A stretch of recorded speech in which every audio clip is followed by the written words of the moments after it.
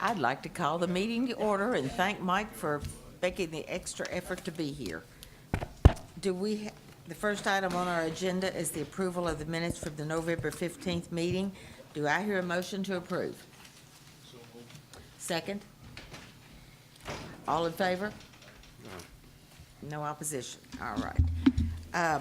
On our agenda, our first item is Clark Properties and Development LLC has applied for a variance for a rear setback on a property located at 653 Seminole Trail, Danville. The property is zoned general residential large lot GRA. Who's representing this?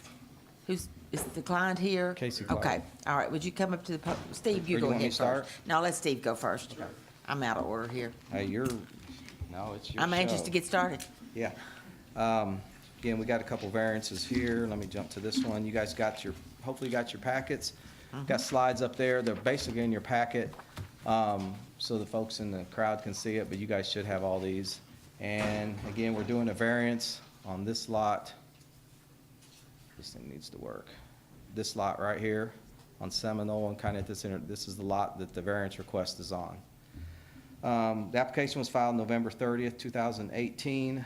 You heard the property owner is Clark Properties and Development LLC, and the location's 653 Seminole Trail. It's zoned GRA, or our large lot residential, and the existing land use, as you can see, is vacant, and the property size is about just over almost 20,000 square foot, or 0.455 acres. And the request is to vary the 30-foot rear setback requirement to 15 foot. And this is, again, kind of just an angled street shot to show you the lot for the property. This was, again, looking straight in at the lot. And there's the PVA map with the lot squared up there at the top. And then this is basically what you got in your packet, the drawing that the surveyor did, Mr. Carroll, and he's here. And this is the zoomed in sections. So the reason why we're asking for the variance, or the applicant's asking for the variance, again, they're trying to vary the rear setback requirement. The GRA requires a 25-foot front setback, a 30-foot rear setback, and 10-foot sides. And in your staff report, you see the little chart. What's so tricky in this community is our GRA and our GRB lots sometimes aren't very different. GRA starts at 10,000 and goes up, and GRB starts at 4,000 and goes up. But we get into these lot sizes. Again, this is a 20,000 square foot lot. You would think these setbacks work, but you can see the GRB, you get to do 10-foot fronts and 30-foot rears and 8-foot sides. GRA, we have these deep rear setbacks for some reason. They're just historic in nature. 30-foot is a deep rear setback. And in this case, we're moving it back to 15 foot. And we need to vary that rear setback, and it's all because of all these easements. There is a 30-foot sewer easement. This thing's not going to work very good. Yeah, sure. This is where. This is red line to red line, so this is the 30-foot sewer easement. The sewer line does not center in the easement, so this is the easement width right here. So you go this whole kind of band is a 30-foot sewer easement. Then there's a 50-foot sewer easement that runs the side, that comes down the side, and there's the sewer line, which is on this lot. But you can see that easement jumps over to the other lot. So you got a 50-foot band that eats up a chunk of the property, a 30-foot band here, as well as a sewer easement on the front of the property, a 35-foot building setback line, which is deeper than we require, but was platted. And then you've got an existing 12-inch water line that comes across the front of the property. So the initial plan was to put the house kind of where you typically would, at the 25-foot line, keep the 30, but you got this platted 35-foot, which again was, the developer imposed that. The applicant could have revised that to 25 through a plat exercise, but then the water line, as you can see, still kind of is a problem there. So what the applicant decided to do was just shift the house back, was kind of the best solution. Was just shift the house to the rear. He's out of the sewer easement. He goes up to the edge. And by doing that, he stays behind the building setback line. He stays behind this water line, stays out of this sewer. So really, this is your building footprint right here. And so we're just shifting the house back 15 foot. because the lot is tricky to accommodate all those setbacks and those existing easements. Not much more on that one. Your staff report outlines any conditions that that you guys can impose. There's really none needed. The applicant, I think, gave you a pretty good narrative of what he was requesting and why. Our review procedures are on the next page. And again, there were no staff items of concern. This is, again, a lot that's vacant in a pretty nice neighborhood. Houses, as you guys can see, kind of up and down the street and behind. And this is a vacant lot that probably has sat there a number of years because of those easements. Either other folks that looked at it didn't want to pursue the variance application process, didn't know if their house plans would work, or maybe it just sat there because, again, that's a pretty covered up lot with easement, especially that 50-foot one on the east side. That puts three sides of that property almost unbuildable. So the builder's here to request the variance to get a structure to be built on the house, on the lot. Okay. I don't have anything else, and Casey's here if he wants to add anything. I don't have anything to add. You covered it. Does anyone have any questions for Steve or Casey? Yes, sir. And this is just my ignorance, and I'm certainly no surveyor. But flipping back over here, the distances from There you go. from the road are now 40 feet? 40 feet, well, it shifts, as you can see, with the road being off, it's 40 and some change, and 40 and a little more change on that corner. There's two different offset corners. But, and the front minimum is 25? It's 25. But see, there was a platted building line that was put on the plat voluntarily. When the whole development, they set the building setback at 35. For some reason, the 25 was the rule. So the developer could have came in and replatted this to 25, but he'd be right on top of this water line, which is an old water line with a unplatted easement and undetermined easement. And so he tried to stay off this water line as far as he could. And coming to my question, could you pull the structure to the 35-foot building line? He could, but at that point, he's talked to the city, and he's too close to their water line. They don't want him that close to the water. That's the physical water line. It has no platted easement, but they would want him to respect at least a 20-foot easement on that water. I think they said 20 at least. That answers my question. It's an unplatted easement, and they would like to see him stay as far back as they can from that water line. Answer. I think the lot has definitely special circumstances with all the easements there that make it a little bit difficult to place the structure. Okay, the surveyor's here too, if you guys have any questions. Anybody have any questions? Casey, do you have anything you want to add? No, ma'am. Or your surveyor want to add anything? Okay. If not, we can have discussion, or I'll entertain a motion.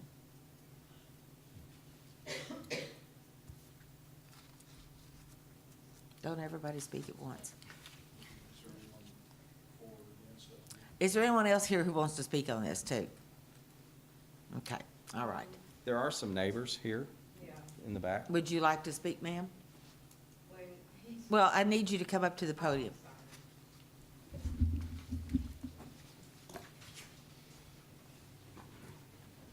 I'm like him, Wait till you get up to the podium. anything, but I'm just Could you, trying to. ma'am, could you give me your name, please? Anna Warren, Anna Warren, and would you raise your... 638 Shawnee Road. Okay, would you raise your right hand? Do you swear and affirm the statements you're about to make are true and correct? Yes, ma'am. Okay, now go ahead. I was just wondering about the sewer line and the water line that he's moving back 30 feet closer to, my backyard would back up to that property. And I was wondering about where he was saying there's a main water line and a sewer line. He would not be in the easement, he would just be a little bit closer to the easement It's right there. than what it is now, or what it would be if he met the current setback requirements. This is your property right here, Mm-hmm. and that is the easement. So that easement comes 15 foot on you and 15 foot over here, and that's the property line. Okay. So the sewer line's actually on his property, Okay. but the easement's on you. So he has to stay out of this whole 30-foot, or at least this portion on his. So he's bringing it, it'd be 15 foot from your property line, little more. You can see it's a little longer than 15, but he'd be, that point would be 15. Now, that's 30 foot, and of course, your house sits further up, so the distance actually from your house is gonna be decent, but from your actual property line, it'd be that number right there, 15.37. Or just about 15 foot from the property line is what's being proposed for the, And he's not disrupting nothing. now, he's staying I out, mean, He would not be in that's the what you're easement. asking right now. Yeah, he's not disrupting the line. No. he has to stay out of that. And then you guys have part of that easement on your property, this side of you. Okay, thank you. Okay, thank you. Anyone else? All right, if not, do I hear a motion?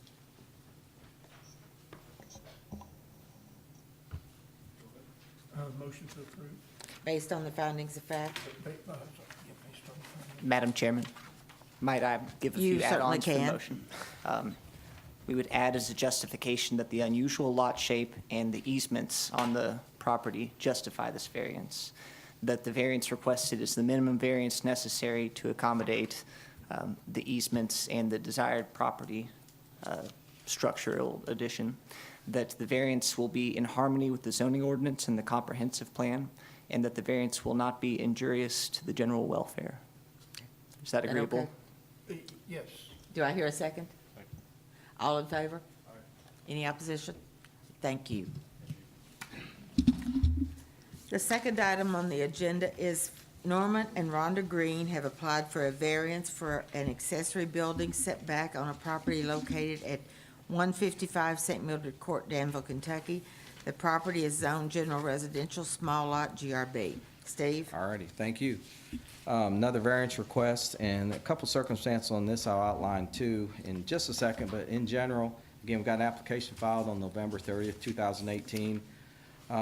Applicant Norman and Rhonda Green, they're here with their attorney. Location, 155 St. Mildred's Court, and again, you guys have a lot of these exhibits, but there's some extras on the PowerPoint here. This is the property, about 3 in, coming south from Lexington Avenue. I just want to note, this is GRB, which is our general residential small lot. Again, different setbacks, but for detached accessory buildings, similar to GRA, we have a 5-foot setback requirement anytime you're building a detached garage, storage building, buy a building at Lowe's or whatnot. And again, GRA in this area, GRB in this general area along St. Mildred's until we transition down this way, and then it turns into other stuff. Lot, 0.2 acres. Or 8755, about quarter acre or 1/5 acre lot. And again, the applicants are requesting a variance from the 5-foot setback requirement for an accessory building for a detached carport. This is a street view of the property. Again, showing this is the property right here, and you see a pad driveway kind of with no building. And before we get into some of this, I'll just sort of explain to you what's happening, and I'll come back to this one. This is the old Google Street View that you see from 2012. And this is the house at 155, and this is what used to be on the property. There was a garage back here, and you can see the driveway and a lot of vegetation. The prior owners to these owners tore that building down. And had they torn the building down and came back with a new garage, let's say within the 12-month period, they'd have been grandfathered in to come back and put that building in this basically the same footprint. There's a little interesting verbiage in the zoning ordinance that let us sort of deviate the footprint for single family. In commercial zones, when you're grandfathered in, you're stuck to that footprint. You don't move unless you come into compliance. Single family, there's some stuff in Article 6 that says we can kind of move that footprint around slightly on what's been historic, but that's not even really relevant in this situation because the building was gone to 12 months, so the grandfather clause or the non-conforming clause basically evaporated. So the applicant has to meet the 5-foot requirement. So let me tell you a little bit about what kind of happened in this circumstance. Mr. Green came in and got a permit from our office. We require a zoning permit for these kind of structures. He paid the fee. We told him the setback. He told us that he thought 5 foot would work. It was little undetermined where the property line was. He said he thought 5 foot would work. And that's what we do. We take permits, tell people what setbacks are, and tell them good luck. When he got out there and started to construct the carport, the neighbors came in and said, we think he's on us. And he came in and said, well, we think they might be on us. Because again, going to this picture, it's interesting. I'll show you this one. This is the neighboring property. And you can see what you would think would be the edge of the property is off a little bit. And all down the street, when you look at the survey, and I'll show you in a second, the old plat shows these are 60-foot wide lots, and it's a very old plat. In fact, I don't know if I put that in your PowerPoint, but the plat is right there. So that's the official plat, goes way back, shows everything at 60 by 147 and some change. Well, it turns out the surveyor, and you'll see that on your, none of these are exactly that. They're not 147, they're not square, and they're not 60 foot. So the issue is right on this property line right here. So what we had is what I typically call a classic fence dispute. Neighbor said, hey, this is my property, and the other neighbor saying that's my property. So what we did, we asked Mr. Green to stop, and the building inspector went out there and put a stop work on it. He needed to get a county permit, got that, but we needed him to stop because we didn't know where the property line was. And there was, you know, the neighbors were saying, hey, it's on us, and he said, I think we're close to the 5 foot. He didn't know. We didn't have the authority to say, go get a survey, but that's really the only way to figure this out. Mr. Green did hire a surveyor and went out and got a survey done. And I think you can see that on this drawing right here. You can see there's the survey stake on this side of the property that now shows where we're at. So he got a survey done, and he came into our office and he said, guess what? We're closer than 5 foot.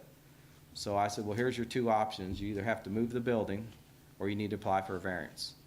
And he chose the variance, he paid the fee, filed the application, and that's where we're at. So that's kind of how the process typically works. The neighbors on the other side have come in and talked to us a few times. I think they agree that this is the accurate property line.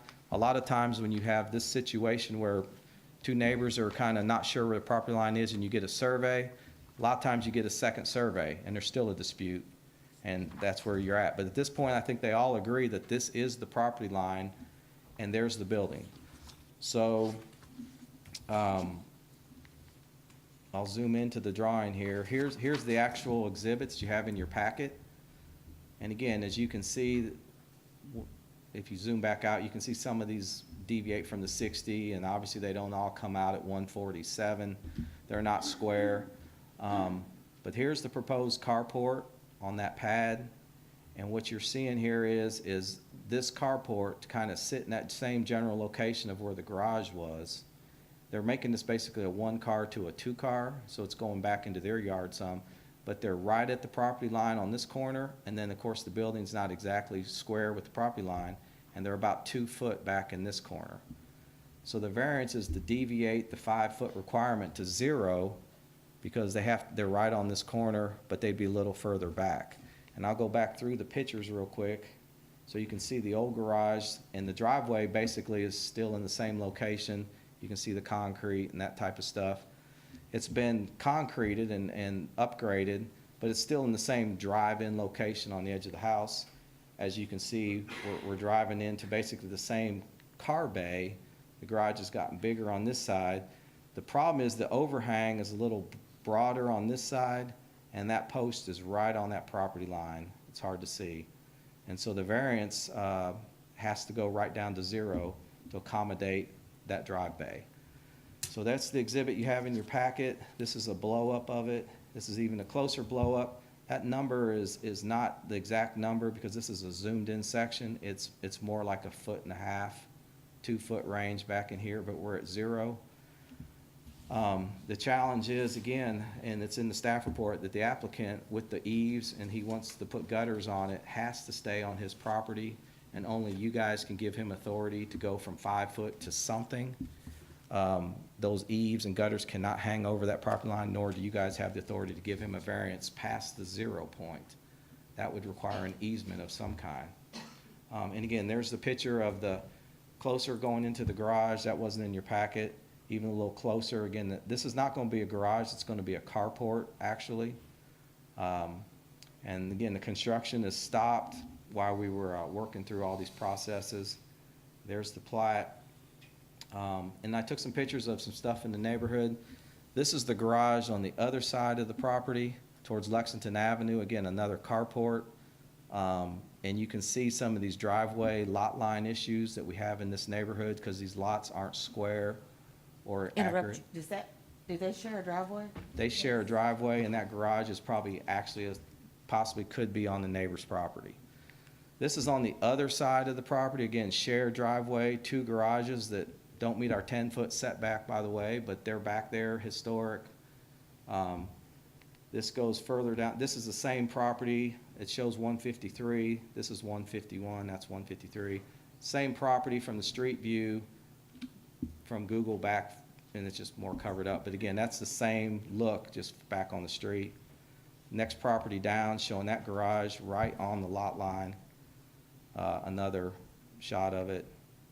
Across the street, two garages, almost touching.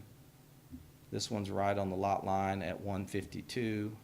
This one, again, sits not within our 5 foot. But again, this is all grandfathered in. This is all what happens on 60-foot wide lots when the lot lines aren't determined.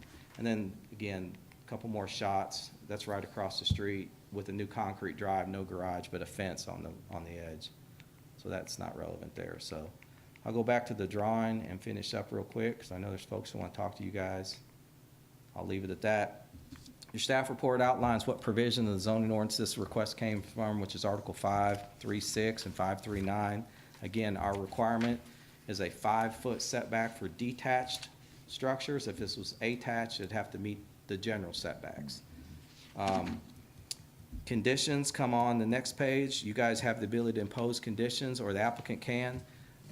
The applicant has, through some discussion with the neighbors, agreed to put gutters on the structure and shorten the eaves if needed to make sure it stays on the property.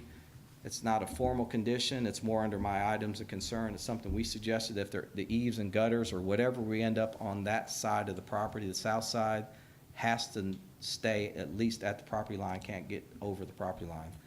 So that you guys know about your findings and your conditions.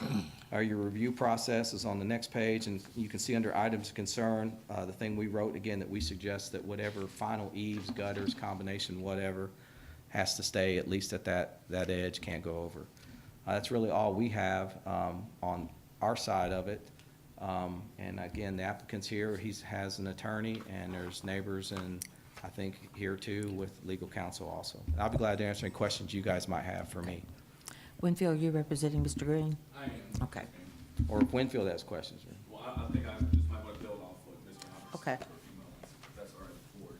That's fine. Thank you. Wanted to thank you all for allowing us to have this application heard this morning. I know it's kind of nasty weather out, so I appreciate it. Like I said, just to briefly build off of what Steve said, we are asking the board to approve our variance that would set a 0-foot setback from the side property line instead of the GRB requisite 5-foot setback for accessory buildings. We think that this is a pretty reasonable request. Looking at KRS 100-243, that statute, as the board knows, requires some specific findings to be made. The first one, that no health, safety, or welfare adverse effect would result from this variance. Number 2, that no alteration of the essential character of the general vicinity would result from this variance. 3, that no hazard or nuisance to the public would come about by the granting of this variance. And finally, number 4, that no unreasonable circumvention of the zoning regulations would occur. For the first one, with no health, safety, or welfare concerns, we don't see any way possible that could apply to this situation. Like Steve said, and my client's application recites, this is a carport. It's not going to be emitting any noxious fumes or any adverse, or a bunch of noise or anything like that. It should be very, very minimally invasive in the neighborhood. Number 2, for the alteration of the essential character of the general vicinity, Steve actually did a great job with the photographs of the kind of area around this house. It looks like St. Mildred's Court. I grew up actually in the Finke's house that it's the house that this property backs up to, so I know it fairly well. Nearly everybody that has an unattached garage in this neighborhood has their unattached garage on the property line, and if it's not on the property line, it's very, very close. I can't really speak to it necessarily on an inch-by-inch basis, but I would be very, very surprised if all of those garages actually met the 5-foot setback. It's an older neighborhood, and it's a great neighborhood, but that setback is really kind of a modern imposition on an older neighborhood. 3, with the hazard or nuisance to the public, we don't think it's going to cause any sort of hazard or nuisance to the public. Like I said a second ago, a lot of houses and properties on this street and in the neighborhood surrounding it on Lexington Avenue and Maple have these unattached garages. There's no noise that's going to result. There's no noxious fumes or anything like that that's going to invade anyone's quiet enjoyment of their property. There's just no way that it's going to cause a nuisance to the public at large. And then 4, this isn't an unreasonable deviation or circumvention of the zoning regulations, because, in tying back kind of into number 2, it fits with what other properties in the area have. I mean, if you look at the Crowleys on Lexington Avenue, and I think John Waters' old house, I know it got bought recently. I can't think of the gentleman's name that bought it, but they all have these unattached garages. It's an older neighborhood. I don't know if really any house in the area has a attached garage. And then another thing that I wanted to address before I think maybe some objections get heard. I don't believe that this was a willful violation of the zoning ordinance, and I say that because, and Steve touched on it, the Greens began this project over top of the concrete driveway that Miss Reinierson actually had installed in this property because she was the prior owner. So it says on there, carport on existing concrete pad. That was in place before the Greens purchased the property. Now, Miss Reinierson had the red barn in the back that was, I think, shown in another photograph that she had torn down because it was termite ridden. It was an old wood building. It was just needed to get torn down, and she had the new driveway installed. What they're building sits on top of this existing concrete pad. So they started this project saying, well, we're going to build a shelter over top of our concrete pad so we can put our cars in there so hail won't hit them and they won't be affected by the wind and the rain and the snow. It was only after, I think, construction started that disputes about the property lines started to kind of come about. Once those came about, they enlisted Mr. Carroll to do a survey to say, well, look, there's some dispute here. Let's just settle it. I want to know. I think everybody would be benefited by knowing where this property line is. So they get the survey done. And you can see, I think, in the packet, the survey was done on November 24 of this year. That's the Saturday following Thanksgiving. The plat was produced the following Monday. That's the 26th. And if you look, this application for the variance was filed on November 28th. So we get the survey done, we get the plat, we see that, hey, a part of the property is away from the property line, or part of the building is away from the property line. Part of it's kind of is touching the property line. We need a variance. They immediately go and file a variance as soon as they can. So this wasn't a willful violation of it. And then there's a case, it's, I think, Ball versus Oldham County Planning and Zoning Board.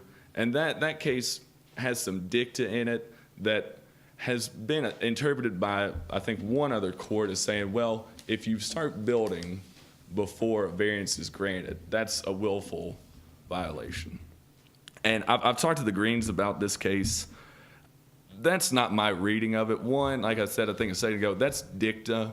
In the legal world, that's essentially the Court of Appeals talking about potential arguments that could be made that aren't really applicable to the case. It's not a hard and fast legal rule. It's been kind of interpreted as saying, well, if you start building and then you request a variance, it's a willful violation. I don't think that's here, just because, like I said, we didn't know where the line was prior to the survey. We were building on top of an existing structure. We hired a surveyor once these objections started rolling in, and as soon as we realized that we were potentially violating the 5-foot setback, boom, we came straight to planning and zoning and said, hey, we need a variance because we're violating this. So that's our response, I guess, a preemptive strike on the willful violation issue. And then in the packet, you'll see that there's a condition that the Greens have agreed to, that if, I think part of the eaves overhang on the property line on their neighbor's house, the Mashakos, you can see them on the bottom. We're willing to shear those eaves off and install gutters, and those conditions are in the packet, and Mr. Hunter referenced those. We're fine with doing that. We understand that, and we want to make sure that we don't encroach upon their property. So we're fine with any of those sort of conditions that the board might require of us. Okay. Thank you. I just have one quick question. Yes, ma'am. He did apply for a building permit before he started to build anything, am I correct? He applied for a zoning permit. Well, zoning permit, right. And then actually didn't know that there were 2 permits. I think Rusty Cox is the one that came and said, hey, hold on, now you need a second permit. He said, oh, I'm sorry, we're gonna stop building. I think Rusty entered a stop work order just as a matter of course. They went and applied for that building permit thereafter. And then subsequent to that is when the property line issues started to surface.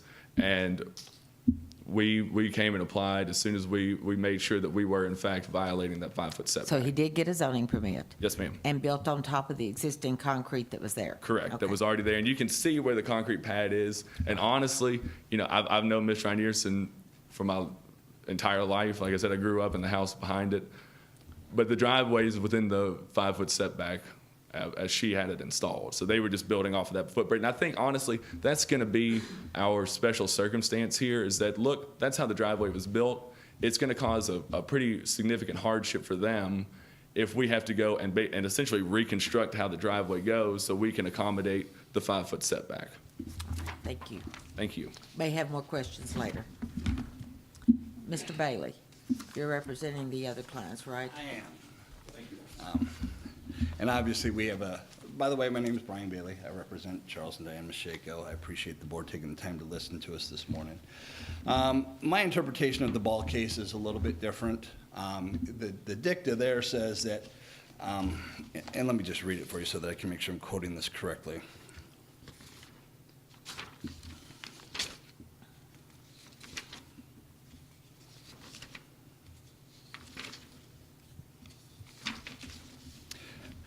And there, the court found that there was no evidence of a willful violation because the actual applicant for the variance hadn't started building yet, hadn't subdivided the lots. The dicta says, had they done so, then perhaps we would have reached a different result. Because had they gone ahead and done the subdivision, started doing the building, that would have been a willful violation. And if it's okay with the court, I'll kind of work a little bit backwards here in my argument. Willful in this case doesn't mean intentional. Doesn't mean that the Greens set out to intentionally violate the setback rule. What it means is that should they have known there was an issue, and if they should have known there was an issue, there's steps they should have taken before they started building. And I think it's unequivocated that the Greens were aware there was a property line dispute. The correct thing to do would have been to get a survey done before they even started building. That way they could have known exactly where the property line was. They could have made sure that they were outside of the setbacks, and then there'd be no need for a variance. We wouldn't be here today. But that's not what happened. That's not what happened. They went ahead and started building the building, ran into some issues, realized that they couldn't build on top of the concrete pad, so they had to expand the footprint of the building somewhat. So the structure that is up is different, in my understanding, than the plans that were submitted for the permit. It's a little bit larger, it's a little bit taller. Now, that in and of itself is enough to show a willful, that this was willful. But so let me start with that. I want to start with that, keep that in mind, and then let me go back to KRS 100-243 lays out what the board has to find to grant a variance. They have to show that it arises from special circumstances, not generally applicable in the area. Here's the problem. I'll agree and I'll stipulate that probably every garage and probably every structure in St. Mildred's Court and in that neighborhood doesn't conform with zoning. But here's the difference. All of those were built before the current zoning laws were put into place. So one of the things that we don't do in our society is change the law and then make people conform to the law if they've already built a building that doesn't conform. In this case, the majority, if not all, I'll say the majority of the buildings in that neighborhood were built before the current zoning laws went into effect. The board has to find that denial would create an unnecessary hardship to the Greens. I don't think that the board can find that. Denying the variance doesn't mean they can't live there. Denying the variance doesn't mean they can't have a carport. Denying the variance doesn't mean they can't park their cars in their driveway. Denying the variance means that they have to build a carport that conforms with the proper setbacks. That's not an unnecessary hardship. That is what we are all expected to comply with when we build buildings. In fact, that's why we have zoning laws. The board also has to find that it wouldn't create a public health hazard or a public nuisance. We have a different stance on the amount of water that's going to be poured onto my client's property. Regardless of what happens here, we have not received adequate assurances that any rain coming off of this carport is not going to go directly onto my client's land. We don't know what the results of that amount of water on their land could do to their property, could do to the area. The result of the action must be from something that happened after zoning. I'll agree. The zoning regulations were in place, then the Greens took to build this building. That doesn't make it okay, though, if it was willful. And here's the thing that I find interesting in the law and in case law. It's not the board may or the board can. The statute says the board shall, which means must, deny any variance that is a result of a willful violation. And as I said earlier, willful doesn't mean with the intent to violate the zoning restriction. It means that they knew or should have known. And it's very clear that the Greens knew or should have known that there was a property line dispute and that they should have gotten the survey done, should have taken some other things and done some other things before they started to build.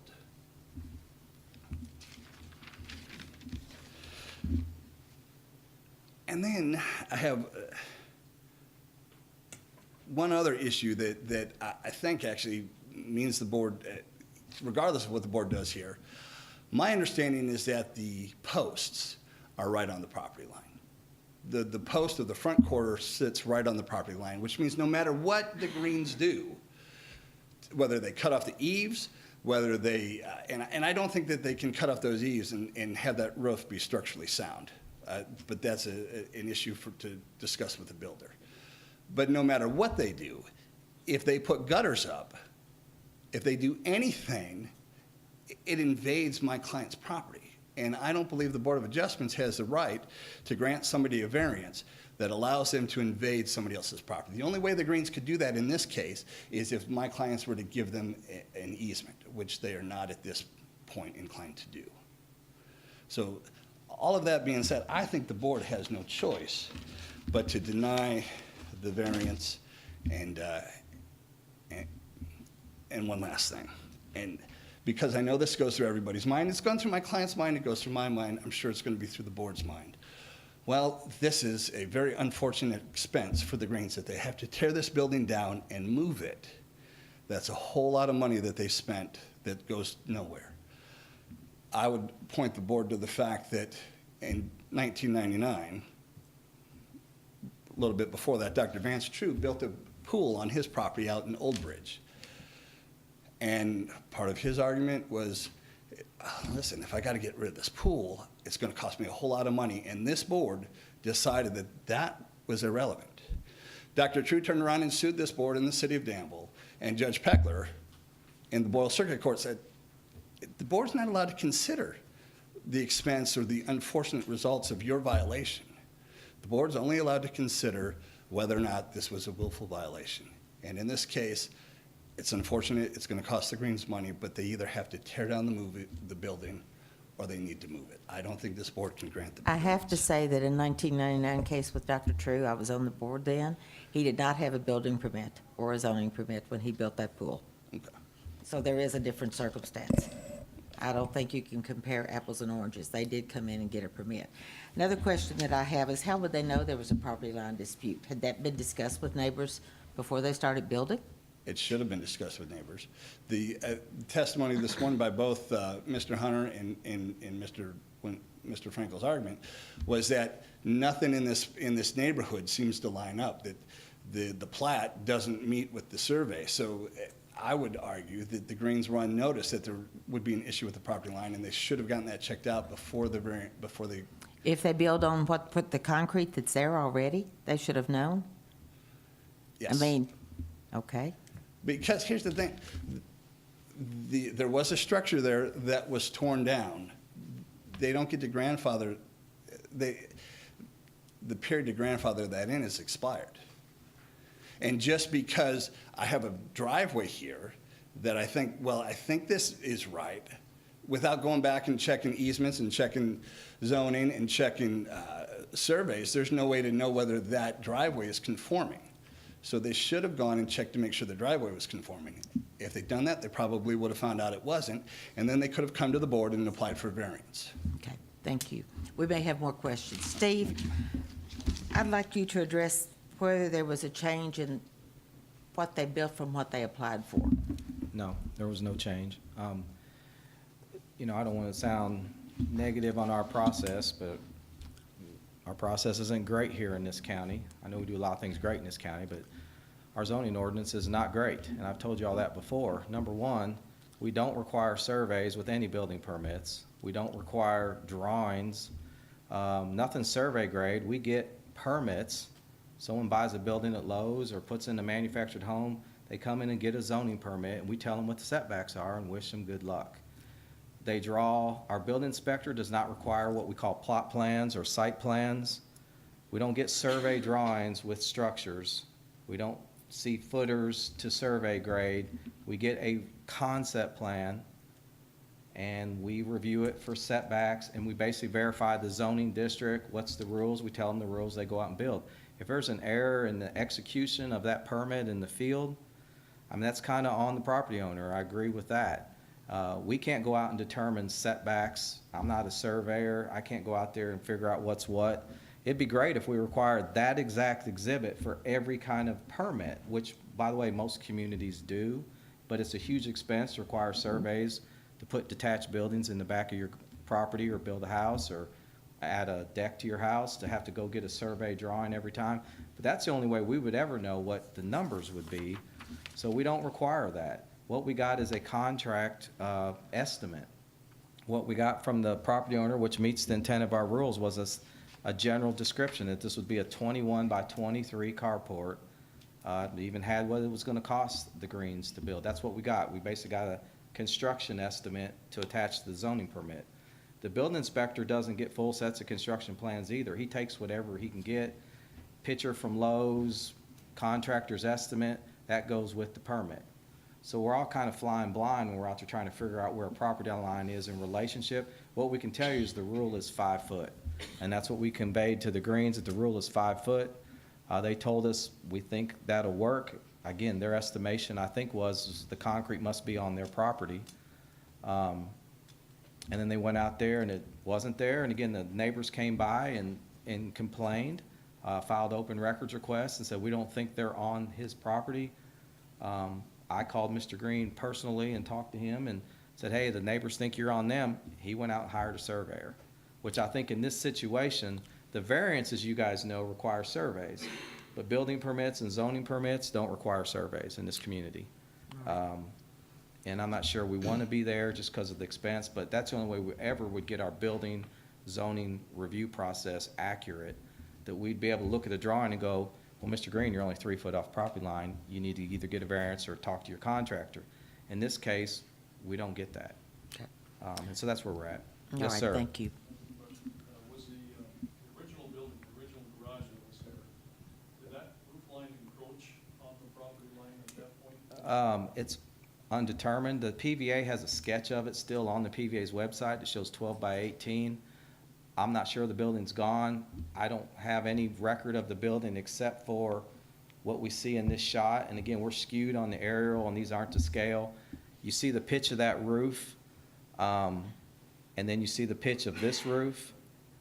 Where we're at on the left side, I think Mr. Bailey's correct. We're right at zero. We all know we're at zero with that post. No one disputes that issue, I think, on any side. The old garage, was it at 0, 1, 2, 3, or 4? I'm not sure. It obviously was smaller, probably didn't have the same overhang. There have been some structures built in the neighborhood since the 5 foot. Again, the building on this side, I think, was built since, the 5 foot rule goes back to the old zoning ordinance. So a lot of these structures, I can't verify this either. I don't know, they all got permits. Our permit process has evolved over the years. We now have 2 permits, as you all know. It used to be the city issued them, then it became the county, and now there's zoning. So people are confused every single day that they have to get 2 permits. You come get the zoning permit, and it looks just like a building permit. Then you gotta go get the building permit, and you pay the exact same fee to 2 different governments or 2 different agencies.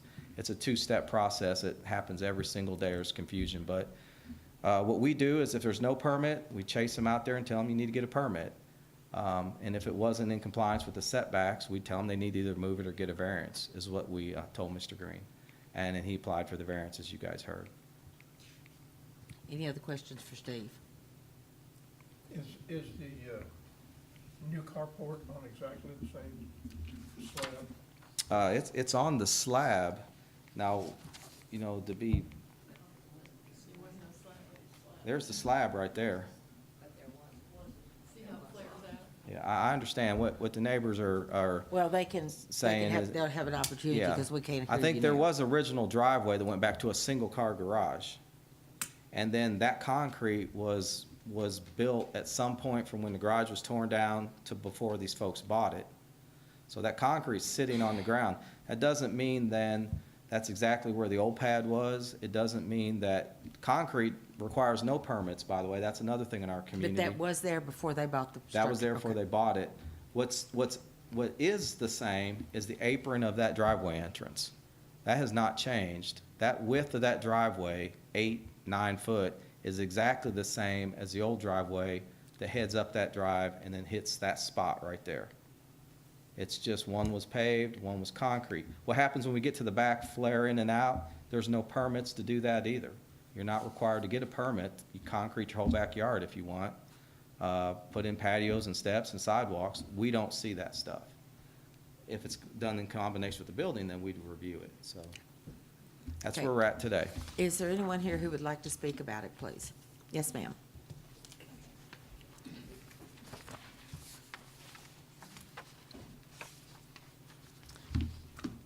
No, oh, you have pictures, okay. That's fine. Thank you. We have plenty of other pictures. This is what I wish to address right now. State your name, ma'am. Diane Mashako, I live at 153 St. Mildred's Court. Raise your right hand, please. Do you swear and affirm the statements you're about to make are true and correct? Correct, yes. Okay, go ahead. Okay, I would like to go ahead and say that it is a willful violation of the zoning regulations. They cannot have the 5-foot background setback rule is applicable because the structure was taken down 2 years ago.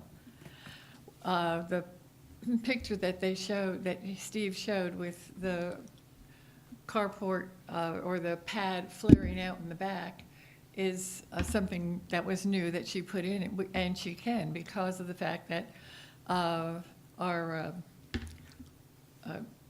driveways can be right up to the property line. So therefore, that doesn't tell us anything about where the old single carport was. And the picture I've shown here is, as it started, this green stuff here is on our fence. This post is 12 inches from our fence. So when they sunk that post, they knew if our fence was correct, which it's been there for a long time. But anyway, they knew that they were violating the 5-foot area greatly, not just a little bit. And then they proceeded to put the struts on for the a roof, and that actually overhangs the fence, as you can see here. And even if they cut the eaves at this point, there is no way, after they got the survey, there is no way that they cannot gutter it and not have it overhang our property, because this post is actually right on the property line. So our only reaction was to what was being built. There was no way that we could say ahead of time, we did ask to see a plan, but it was in the contractor's head. When we did see the struts going up and, what was going to happen, we called Rusty Cox and Steve Hunter and asked them to examine it because, it was obviously overhanging our property. We are gardeners, but we are concerned about the potential water impact on the property. That is a large structure, and they plan to put a metal roof on it, and the water on a metal roof just flies. Even a small, the 4-inch gutter that most people put in will not handle the water. So it is going to impact us. What else did I want to tell you?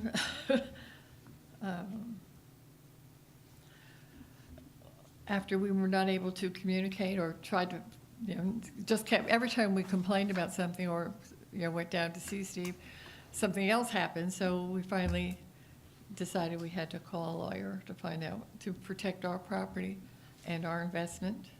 And we request that they move the carport so that it conforms to the 5-foot setback and also be parallel to the street, which is also another restriction that they put on the carports or whatever is in there. So that's our request, because at this point we don't feel there's any way we can have our property protected. All right, thank you. Anyone else? Yes, ma'am.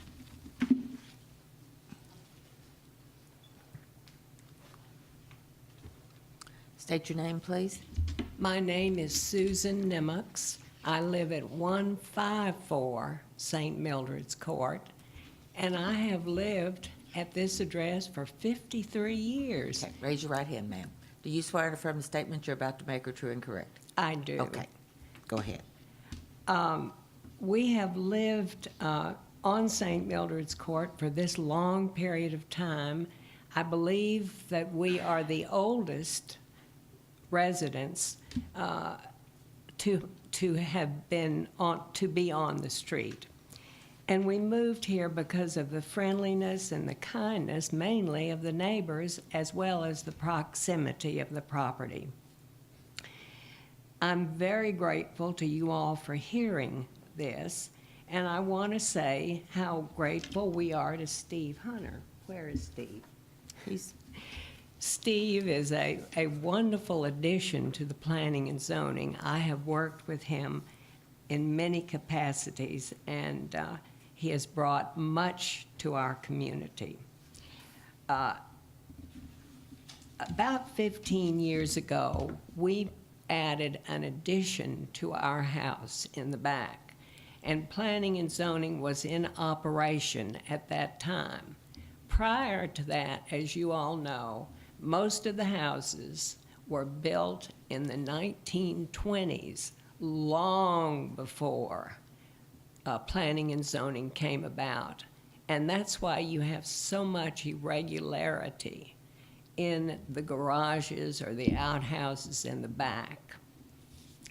And when we made our addition, planning and zoning was in operation, and boy, we got our permit, and we followed it to the nth degree because that's what the law said. And I think it's very important for us to stay within the law when we have a variation or make any sort of decision. So I ask that you consider this variation or the lack of it with great consideration, as I know you will and always do. Thank you. Yes, ma'am. You.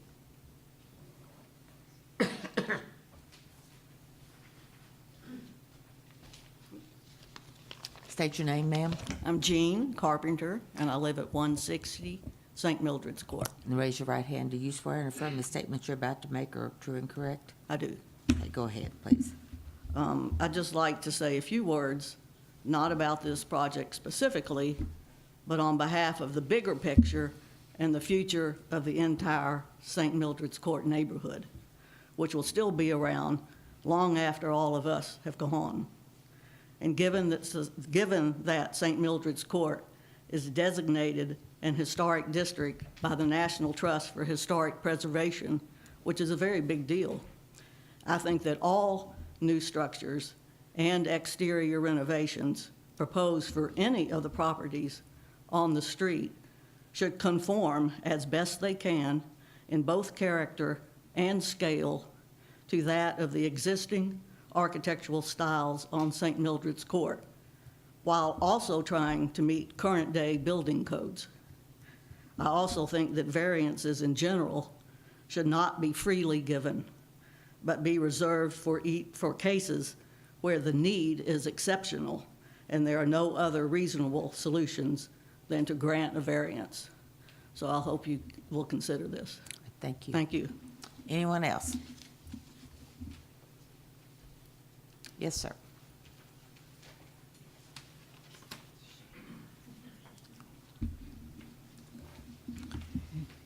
I'm Charles Machego, and I live at 153 St. Mildred's Court. Raise your right hand, sir. Do you swear and affirm the statements you're about to make are true and correct? Yes, I do. Okay. I have a couple of pictures here, and it shows a retaining wall that was built, and it shows that the builder of this retaining wall knew where the property line was. I have the flag here from the survey, and it shows that it's within the outside of our property, but right on the line. So this business of not knowing where the property line is, they stopped the retaining wall. Right here, there's over 2 feet. Would you like to pass that? Yes. Could you give it to Mike there, please? There's over 2 feet of space between that retaining wall and our fence. So there's 2 different businesses who knew where the retaining wall was in the last 2 years. In addition to that, when was the building permit issued? I've never seen a building permit on I have on a no pole. idea of the date. Pardon? I have no idea of the date. I'm sure Steve could look it up and tell you, but I don't know. Well, the building permit wasn't given. I don't know. I haven't seen one. We've asked for one. I can't help you with that. I'm sorry. Okay.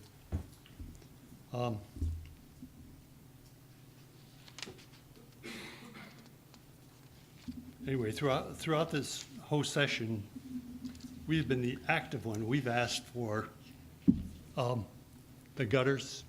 We've asked if the eaves were going to be cut, and we were told, yes, they're going to be cut.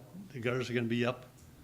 And we've been told that in the past, and nothing has ever happened. So I think that should be taken into consideration, that we just haven't been told anything that has happened. And we are the ones who do the action.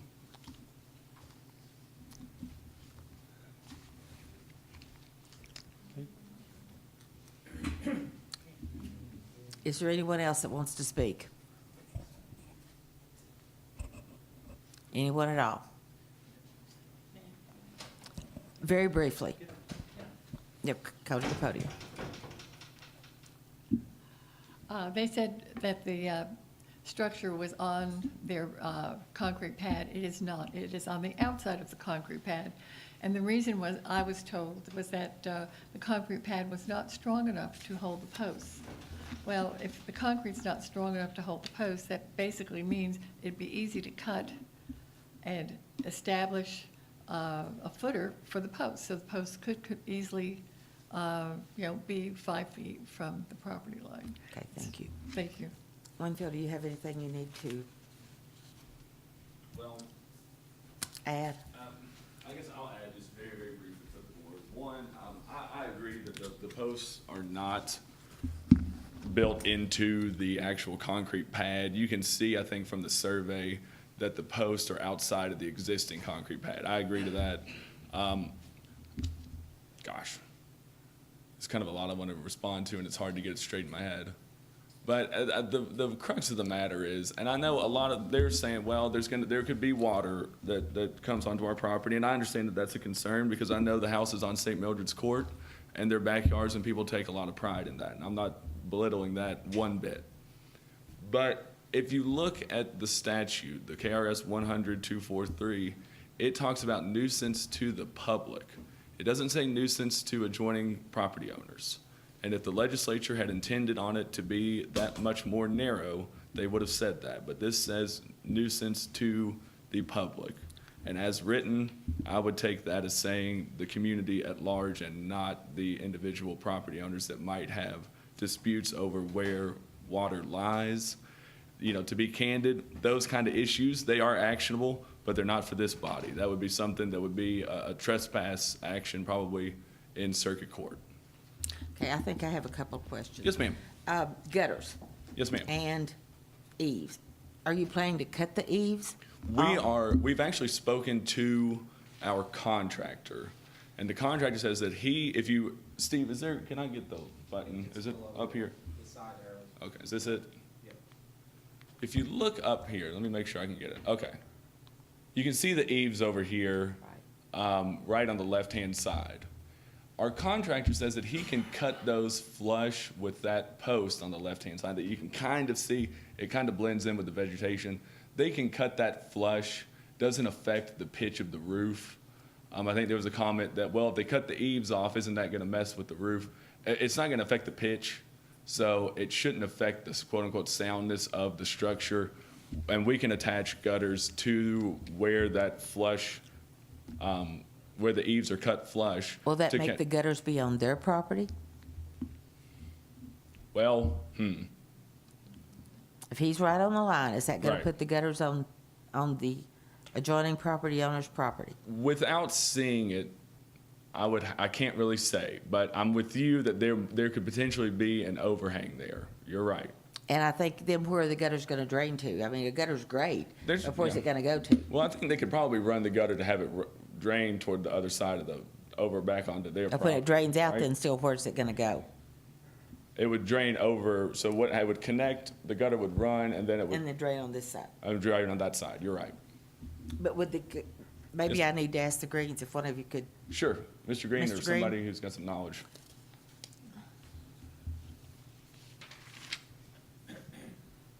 when you add the gutters, would that be reaching over into their property? If you're right on the property line? I'm not real sure at this time, maybe, maybe not. Because we cannot give you permission Yeah. to do anything on their property. No, you're It's- I understand that. We just can't. And honestly, let me see. Go back, all right, there's the detail. The post is right there, it looks like it is on the property line. It might run flush with the property line, but if you can see, the structure is angled back. Down So- here, it would not be a problem. Right, but Here, up front, you're Up right. front, it might be for maybe even a few inches, but the distance doesn't matter. You're right. We cannot give anyone authority to do something on someone else's property. So how would you address that? Is, I guess, my next question. I will say this, where'd you go? Okay. Have you all talked to the contractor about that? Yeah, yes, I've talked to the contractor. Would you stand up, sir, so Yeah, can we you- can hear? Yes, I've talked to the contractor. What And did he indicate anything that he could do with the gutters to make sure that it's not overhanging? he didn't know. Well, I don't know. Who is the contractor? We might have to. Contractor is Nathan Caldwell. And he's not here. No, He's not here. I didn't Steve? anticipate that as an issue. Steve has something that he would like to add, so Steve. maybe he has an answer for us. This is an interesting challenge for you guys. In the staff report, our suggestion was, and I'll just read it again, there's not actually an affirmed condition on this case. Again, you guys impose conditions, or he can voluntarily offer conditions that you guys Right. can, agree to or modify, whatever y'all want. What we said was, and the staff has suggested the applicants agree to a condition related to the eaves and gutters to be installed in the southeast corner of the proposed structure, to be located no closer than requested variance of 0. So as far as trying to figure out how it's gonna work, I think if you guys saw fit to impose a condition, the staff's recommendation would be, whatever you're gonna do, can't go past 0, period. And that's However you fine. figure that out, you go back and figure that out. You are grant the variance to a point, and they figure out what they gotta do vertical backwards. Okay. If part of that condition is thou shalt have gutters and be at 0, then they gotta figure that out.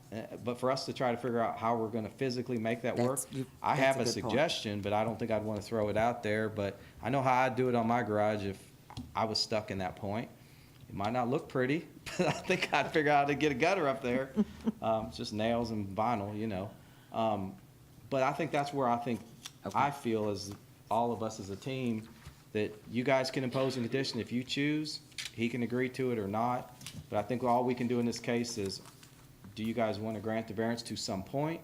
And wherever that point is, that structure can't go past it. Right, and if the eaves or gutters overhang after that, it becomes an enforcement issue. If there's a violation, then the Greens bear the risk and liability attendant to that violation. Okay. Right, and I think I said earlier that any condition, if you all want to put a condition that we can't overhang the property line, because you're right, the board cannot say, we're going to grant a unilateral easement to the Greens to encroach, and I wouldn't expect y'all to do that.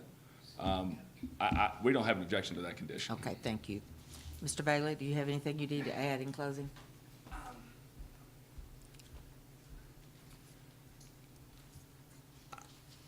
I will say this, it appears from case law and from the statute that variances are not to be granted freely. It should be something where it becomes clear that it's necessary and that it's the only way to solve this issue. There are way too many questions at this point to, and I would say this, that to grant the variance here, and then if the gutters do overhang, or if the building does overhang, and then my clients need to come and file a circuit court action or an enforcement issue, puts an unfair and undue burden on my clients to make sure that the Greens are conforming with the law on their property. I understand that this is an unfortunate issue. I don't think anybody is saying that the Greens did this with malice or with ill intent in their heart.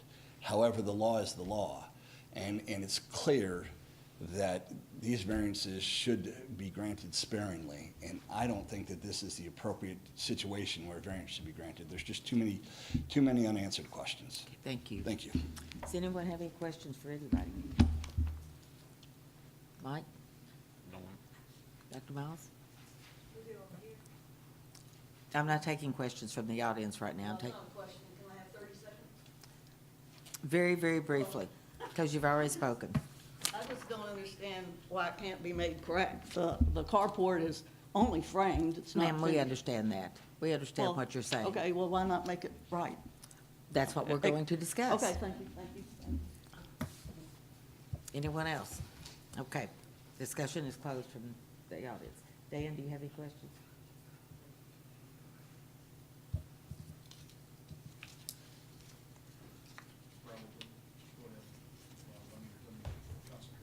Mike?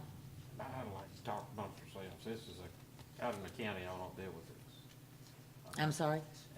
This is out of my league, out in the county, I don't deal with this. Well, you could. You could. The historic nature of the area, I think, is part of my consideration. I agree. The lot size is very narrow. It's been there a long time. A lot of structures, I'm sure, that are there are already non-conforming. Other garages or structures that have been built in the last few years. I don't know if there have been any. Are they conforming, if they were surveyed, or were they just never questions? There's just a lot to think about.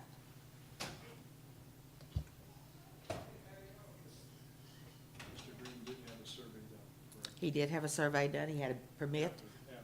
He come in and got a zoning permit and then have a survey done to check it, yes. So the real issue is not whether the structure is being built, it's whether or not it's extending over, encroaching on the Right. neighbor's property. It's 5 foot closer than what our zoning regulations call for. I would like to see if there's an opportunity to, I might say we could grant a zoning variance that would be 4 foot, 3 foot, 2 foot, a foot, whatever we would come up with. It doesn't have to be 0 or 5 foot. It can be anything in between also. Can't cross 0. Cape Cross 0, no. but in the nature of the area, with the small 60-foot lots, you've seen that, you've seen other buildings that actually look like Almost they touching each other. touch each other, the water comes from one to the other and down. The house, your neighbors there, where is your house? Right to the front of the, is this in your, this is your No, actually, backyard? our house is quite large. It has a covered patio in the back.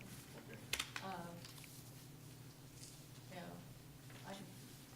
so the covered patio and actually the back of our home is all glass. Okay.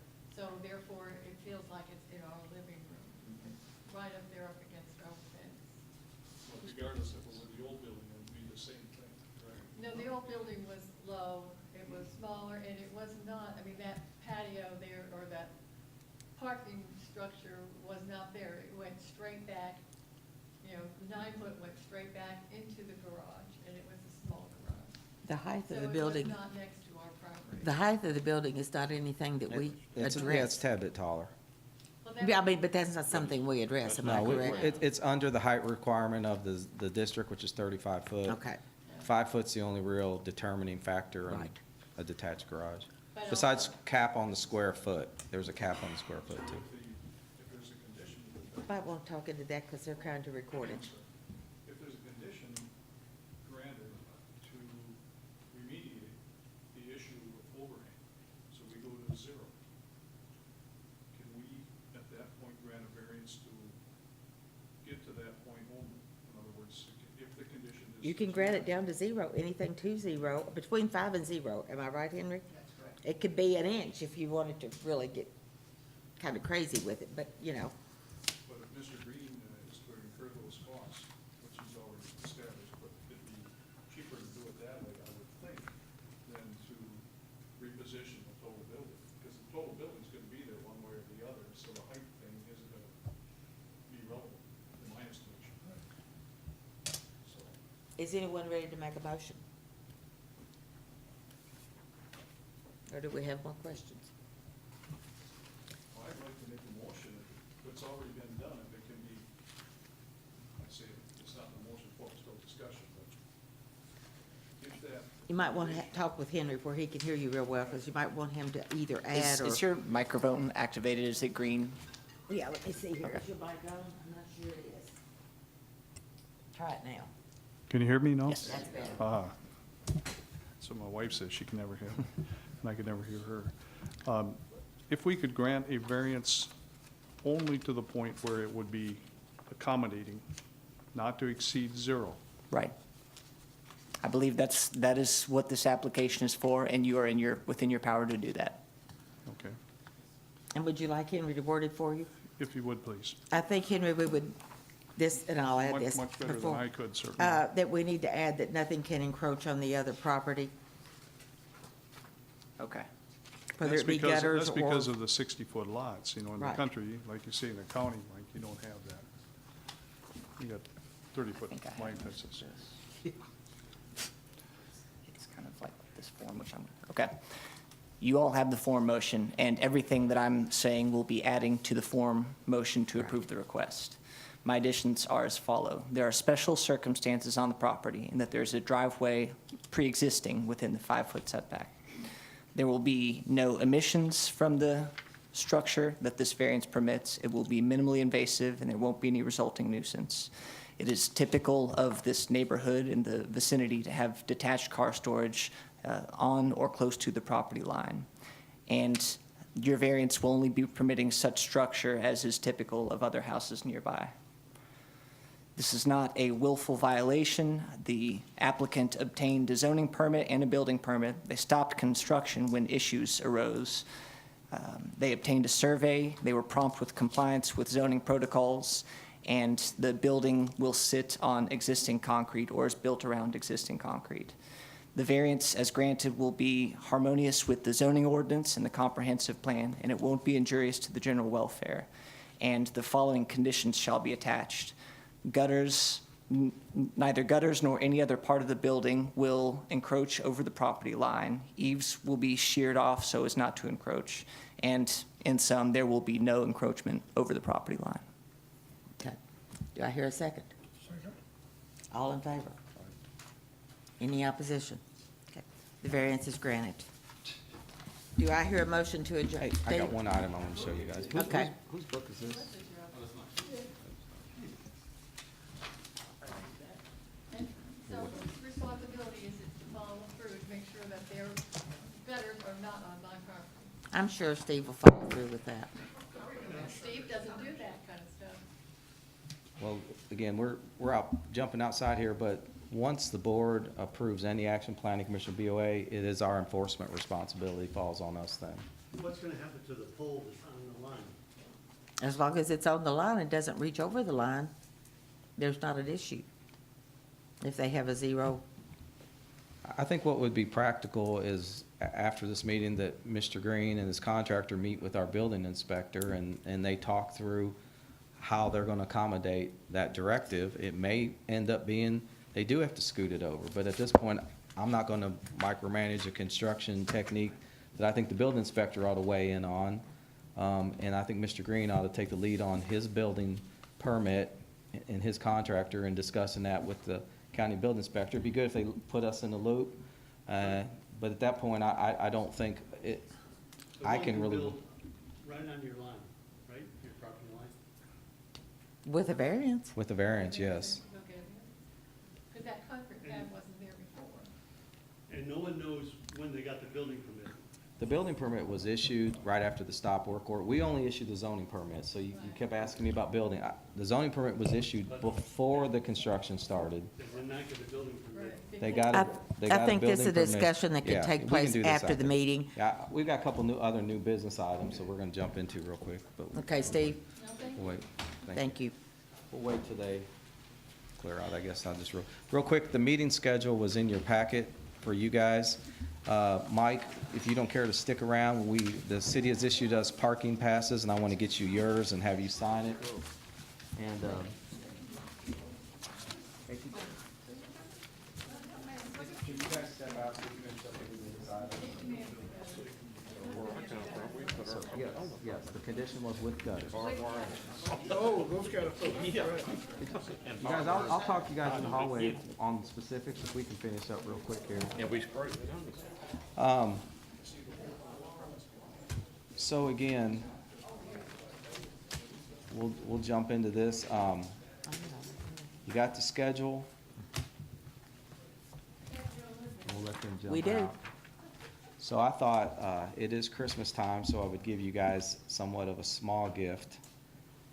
As you all know, we talk about zoning every day and how great it is. And people tell me about what a good job I do occasionally. And But I what a got- bad job occasionally. But I got it. Talking tonight. But I got an interesting picture I wanted to show you guys. So my son was driving across country this past weekend, and you know, I'm the planning director and he's my son, and you know how this goes. Well, let me tell you about what my kids think about the planning director. He's driving down the road and he sees a billboard in a rent-a-car. He said he about crashed his rent-a-car trying to take this picture. But he made sure to send his dad this billboard that was on I-70. By the way, that's a billboard of the Hammer. We see this guy all over the country, I guess. Where is that? That's almost to the Illinois line on I-70 of Indiana. So somebody's spending about $1,500 a month to let them know, Just let y'all know we're not alone in this planet. When it comes- You know, We may see you one know, here. I understand where they're coming from, if it was a different neighborhood, but what he's doing is nothing that is not common in that neighborhood anyway. Y'all, the interesting thing, we'll get into a training issue here in the future, but I think what's interesting too, just a side note, that you heard about the driveway. We allow driveways to go to the property line. We don't have a setback for driveways either. A lot of communities have a 5-foot detached, and your driveway also has to be 5 foot off the property Well, line. what didn't come up here, you So- all, they didn't want their beautiful backyard garden to have to look out at a carport, period. That's why I asked her. I said, We're still live, I think, too, you guys. big glass back. Cut your mics off. Let's, I think we're finished if y'all want to adjourn. I had a motion to adjourn. The past comments are off the record. Okay. Yeah. All in favor? Okay. Yeah, I mean, I just think